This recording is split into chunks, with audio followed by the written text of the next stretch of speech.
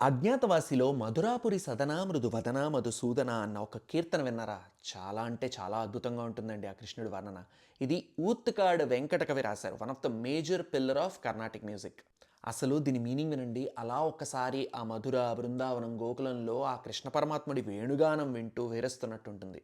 మధురాపురి సదన మృదువదన మధుసూదన హే స్వాగతం కృష్ణ శరణాగతం కృష్ణ.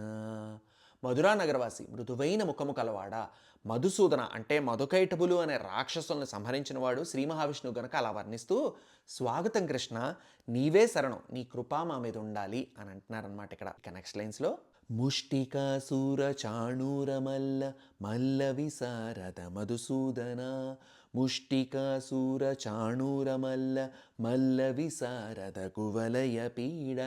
ముష్టికాసురుడు చాణూరుడు అనే మల్లయోధులకి నీ ప్రతిభ చూపించి మట్టి కరిపించిన వాడవి, భూమండలమునే నీ పీఠముగా చేసుకున్నావు ఓ మధుసూదన అని అంటున్నారు.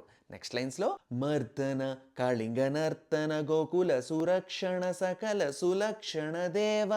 కాళీయుడనే సర్పంపై నర్తించి అతని పీడను నివారణం చేసి గోకులంలో అందరినీ రక్షించిన దేవా, అన్ని రకాల మంచి లక్షణములు కలిగిన ఓ వాసుదేవా అని పొగుడుతున్నారనమాట. ఇక నెక్స్ట్ లైన్స్లో శిష్ట జనపాల సంకల్ప కల్ప కల్ప శతకోటియ సమపరాభవ.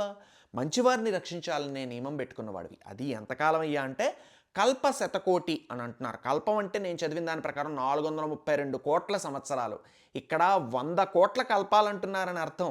అంత సమయం పాటు ఆ సంకల్పాన్ని ఒక నియమంగా పెట్టుకున్నవాడివి, తిరుగులేనివాడివి అని అంటున్నారు. అంటే ఆలోచించండి, ఆ భగవంతుడు మనల్ని ఎన్ని కాలాల పాటు కాపాడుతున్నాడో. నెక్స్ట్ లైన్స్లో ధీర మునిజన విహార మదన సుకుమార దైత్య సంహార దేవా.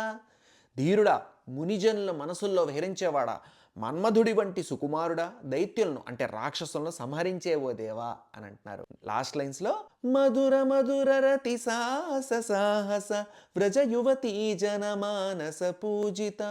మధురా నగరంలో మధురంగా గోపికల హృదయాలతో రమిస్తూ అందరికీ కావలసిన వాడివి, పూజ్యుడివి అయిన ఓ శ్రీకృష్ణ అని వర్ణిస్తున్నారన్నమాట. ఇలాంటి ఒక అద్భుతమైన కీర్తనని మనకి మళ్ళీ సినిమా ద్వారా గుర్తు చేయడం చాలా గొప్ప విషయం. త్రివిక్రమ్ గారు, ఇది కనుక మీరు చూస్తున్నట్టయితే నా నమస్సుమాంజల్లు.